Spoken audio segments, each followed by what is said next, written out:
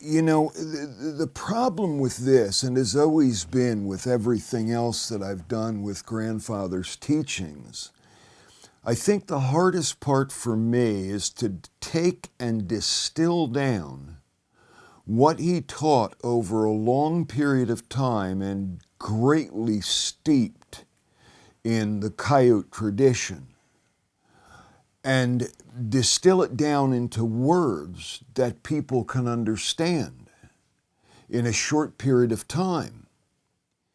But the problem is that oftentimes I'm at a loss for words because there is no words.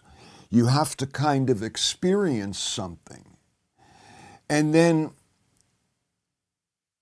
there's a lot of things that we just have to shrug our shoulders and say, just can't explain them, I've spent a great deal of time in my life digging, finding out why things work. Where do they come from? How do they get to us and all of that? And most of the time that's met with failure and frustration because there are no words. Yet I have to rely like grandfather did, and he came out and said it, on the scientific principle, meaning reproducible results. If A plus B equals C, and I tell you to do, or grandfather says to do A, add B, and you will get C, and you consistently get C, you may not know the mechanism behind it or how it works, but it works. So we just have to accept the fact that there are things that are beyond our comprehension. And it can be frustrating. And that's why in some cases, like in sensing presence, grandfather warned me, don't try to figure it out. And as soon as I did, I lost it because I got too hung up in wondering where it was coming from, how and why, instead of just accepting its reality and power. I had to question it. So basically, careful you don't make the same mistakes I made, where you over-question. You try to find some rational explanation for things that cannot be explained rationally.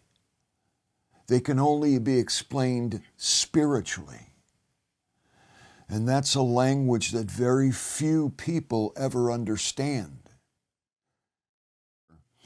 You heard me mention next week's class, Transcending Crisis. This is the one class this year that has truly haunted me. It's not a class that I would have chosen to do if I logically thought about it. I'll have to say that this one I was driven to do. And it may seem like, wow, transcending crisis, what can that be? Let me ask you this. When the collapse begins and your children or your family have to abandon home, or they have to abandon areas that they've worked and played, is that not a crisis? Can they be reached? Can they transcend it?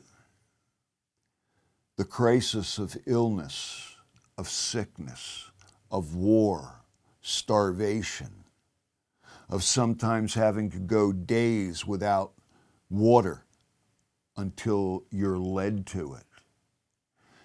If you cannot control the crisis as a leader, not only yourself, but in others, you're going to end up succumbing to death. And there's a lot more to that word and concept, crisis, than you first think. And it comes directly from grandfather's lineage when you consider how much those people suffered, how they had to pull up stakes and run, leaving so much of the little possessions they had behind just to escape being stuck on a reservation, what they endured and flourished in one of the harshest deserts in the world. It's a whole mindset. It's turning the tables on crisis and turning it into a blessing. And that's what that class is all about.